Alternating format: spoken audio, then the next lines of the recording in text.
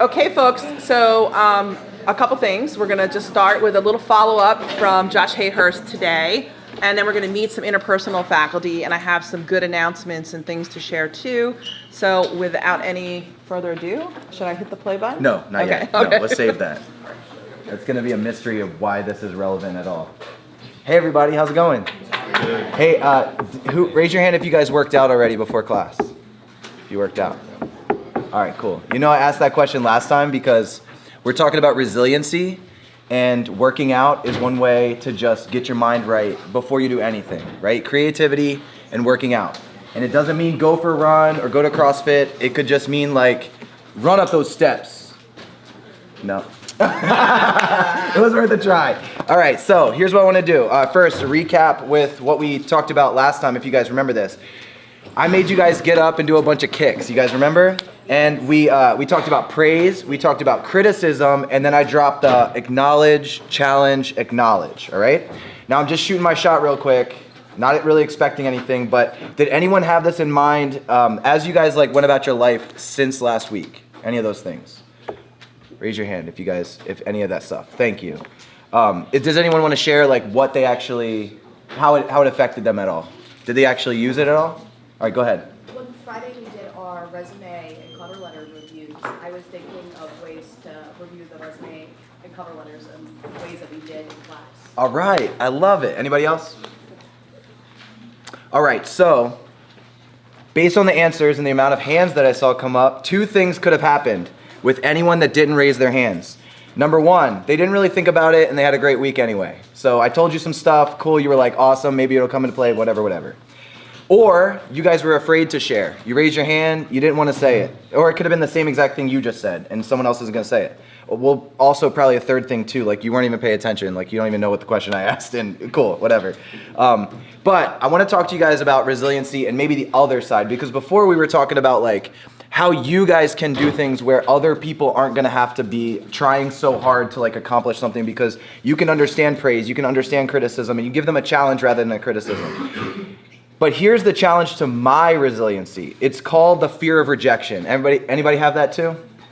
So, rejection creates hurt feelings, jealousy, loneliness, shame, guilt, social anxiety, and embarrassment. But here's the end of that sentence. It's when you perceive that your relational value to other people is low or in jeopardy. So that's the only time rejection affects you, is when you think that now you're not worth anything anymore, right? So I forget who was right here in the front, but I said something about, why is criticism good? He was like, good feedback is good no matter if it's good or bad, because that's how you improve. So when I gave him feedback, it didn't lower his self-esteem. He just considered it, right? So the truth is, if you ever feel like you were rejected, was it a rejection or was it refusal? Was it just a denial?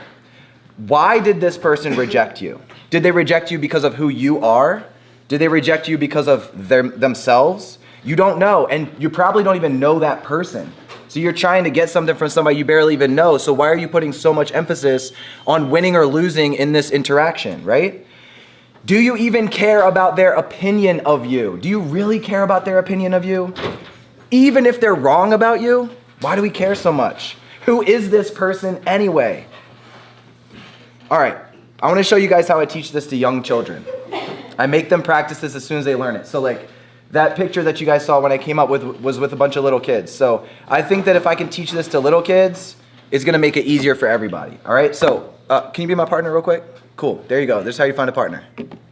That's it. But every time I do that, we need to find a partner. We're going to do something. You got to find a partner in a second. Here's how you do it. Hey, kid, will you be my partner? Yep. There you go. Found a partner. Awesome.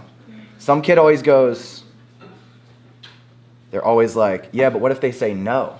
Every time. It doesn't even matter what grade they are. Kindergarten, 4th grade, 5th grade, middle schoolers, high schoolers, adults. Everybody always in a group, they always say this. Okay? What if they say no? This is the fear of rejection. If they reject me, I have no value. Dude, I just shot my shot with this dude. I don't even know who he is. If he said no, I'm going to be like, no. I'll show you. I'll show you what's next, okay? But I still value you. Thank you. All right, so if they reject me, they'll abandon me. I'll feel abandoned. If they reject me, I'll have nobody. Without this partner, I have nothing. we're literally doing front kicks. Like, for real? Are we really that worried about it? So I have the kids go like this. I give them something called process interventions. So I say to one student, I'll be like, all right, this time I'm gonna ask you to be my partner, but you say no. All right? And then I'm gonna ask, can I get somebody else real quick? Just raise your hand if you're willing to just shout out yes. All right, cool. Right there. All right, here we go. So I'll be like this. Check it out. I roll through this every single time with the kids. Hey, kid, will you be my partner? No. Oh, okay, maybe next time. Hey, will you be my partner? Yep. Yes. That's it. I literally don't even remember this dude anymore. I only remember her now, okay? Because the person that rejected you, you moved on, and you're right in the moment again. I'm able to do the thing that I want to do. I don't care about that rejection. I go right to the next thing. You gotta seek the social connections. So when I got a no, what do we do when we're rejected? We go into our little cave. But as soon as I go yes, I'm able to keep moving, all right? Seek social connections. Don't get caught up in the abandonment. If we go into our little caves when we feel rejected and the only way out is social connections, you gotta actually take action. And we're gonna get to the Rick and Morty thing in a second. But what I wanted to talk to you guys about first is quantity versus quality. A lot of people will say, what's more important? And everyone would be like, both. No, you can't say both. I said, which one's more important? And then they always go, quality is more important. As an experiment, a photography professor divided his class into two, all right? There was a group over here and a group over here. And group one was graded on one photo they took and submitted at the end of the school year. They had to take everything they were taught about, color, composition, subject matter, message, put it all together into one amazing photograph, frame it, put it up, present it at the end of the year. But group two was graded on quantity. How many photos can you deliver by the end of the year? Of course, they had to take as many pictures, testing out different color options, different types of framing, different types of composition, all sorts of different subject matter, and different messages in the photo. You know, like a photo tells 1,000 words. As many different messages that they felt was important. And every student in class submitted hundreds of pictures to the professor. The first thing in my head is that this professor has the worst job ever, right? You got to go through all these photos, and it's just like so much work to grade all these. It's definitely easier for group one. But the truth is, group two had substantially more amazing photos than were found in group one. Most pictures were straight up trash, but after every few dozen, there was a banger, and those are the ones that the professor was actually going after. So in group one, when they had to make it perfect, it wasn't that good. Group two, they didn't care about the rejection, the quality. They knew they were just on to the next one. So what am I trying to tell you? You gotta try your best, but keep on going. Stop worrying about the rejections. This does not show your value in a permanent way. Of course, in right here, when he says no, I feel a little bit undervalued. But as soon as I go to the next person, I'm right back on it again. When you hear a criticism, just adapt and keep going. And when you stop, you freeze, you get stuck. This is actually what happened to me over the summer. I applied to do an incredible assembly because that's what I do at public schools. And there was one in Newark that I had never talked to the administrators before. I always try to remember this story as a reference for myself whenever I get these feelings. You can't really help your emotions. You get caught up in it, whatever, and then you got to get yourself out. I remember this as a way to get out of it. I take all my class plans and change. Hold up a second. I skipped ahead. I go to this principal and I said, I want to do this assembly. I gave her the perfect pitch. And what she said was, if you teach these kids martial arts moves, then the aggressive ones are just going to use those moves on each other. So I'm actually creating a bigger problem, even though the martial arts was a tool for social and emotional skills, like what I have been showing you guys. So after I was rejected by this principal, I took all my class plans and changed the martial arts moves into physical fitness activities like push-ups or squats. Now I have a martial arts version and I have a PE version of every assembly that I want to do. Then I made a list of 118 local organizations I could propose my program to. And now, if one of the administrators say they don't want martial arts, I just use my skills in a different way. I'm not so hung up on the moves. It's okay to switch it up. I just use the moves to teach something else. I can do this while teaching people how to grill hot dogs. It doesn't matter what the move is. I'm trying to accomplish something specific. When it comes down to it, I don't care. If school number 37 says no, I already have 100 more that I don't even have time for. So I just can't lose. I created a situation where I can't lose. So now what am I trying to say? Complete an iteration like a beast. This is an idea iteration, okay? First, you got an idea. man, that girl's pretty. I want to ask her out. Then you take action. What's up, girl? How you doing? She goes, ew. Oh, yeah. It was real smooth. I had to start out bad. Come on, we all start out bad. People don't have games sometimes. You got to practice. Right? Now, I got rejected. I saw her face. As soon as I walked up to her, I saw her face. I knew I was going to get it, and she wasn't going to talk to me.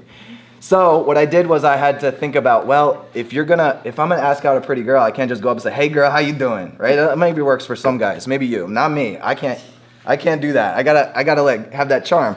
So what I did there was an iteration. I had an idea, I took action, I got the results. Basically, I saw like how the reaction was. Obviously, I failed. I didn't get all up in my feelings. Yeah, I did. It was like a week later, I finally came out of my cave. But then I tried again. And boom, I had somebody to go out with it on the weekend just because I knew that I had to change it. But what we always do is we just shut down after the rejection. No, repeat, iteration, iteration, iteration. Idea, action, reflection, back to idea again with a new perspective, okay? So you get an idea, there it is. All right, so I'm gonna conclude with a minute and a half of this episode of Rick and Morty that I always keep in my head, all right? The intro of it, the way that it ends, I was like, this is a good way to think about rejection.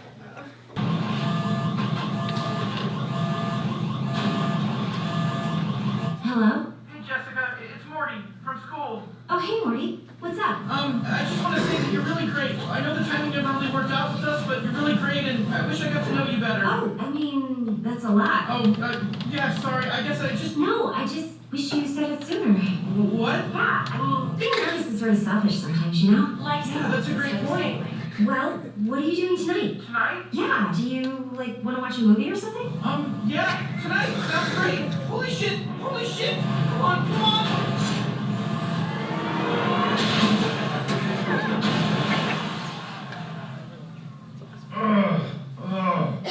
Where are we? We're home, Rick. I landed us in the ocean. The ocean? Okay, the pause it. ocean on Earth? Yeah, I guess so. Okay, that's the end. If you know what happens next, this episode was awesome. But the whole thing was like, out of the moment of death, he called the girl of his dreams. And she was like, yeah, dude, like, being nervous is kind of selfish. The whole time, well, maybe not. Maybe he just had those emotions and she could feel it or whatever. But being nervous or being anxious about that, trying to get that social connection, it's selfish sometimes. You're so afraid of perfection, or you're so afraid of them saying no or whatever it is in the grand scheme of thing, like, who cares? And if you actually watch Rick and Morty, he gets rejected by her all the time. It's like so weird that even this happens, because I think by the end of the episode, she rejects him again. So here's the conclusion, all right? Shoot your shot. I know saying that at a college campus is not a good idea, but you guys get what I mean, okay? Not shooting your shot is selfish. I'm glad, man, this is my guy over here. He's laughing at all my jokes. Those are good, man. I'm laughing. If you're too worried about making that perfect photo instead of dumping 100 photos in your professor's Dropbox, don't do it. Tell that girl you like her. You don't get her attention now, so what does a no even mean to you, guys? Next year, there's gonna be somebody else that you like anyway. Change your plan if you need to, and keep moving. And I'm not talking about college students. I'm talking about 30-year-olds, 40-year-olds, 50-year-olds, 60-year-olds. It doesn't matter how old you are. It's just how it goes. Changing your plan isn't selling out. Asking for help isn't selling out. You guys got to make it happen. Asking for help, changing your plan, doing it again, is refusing to give up. And that's resiliency. Oh, thank you. That's the end. Thank you, guys.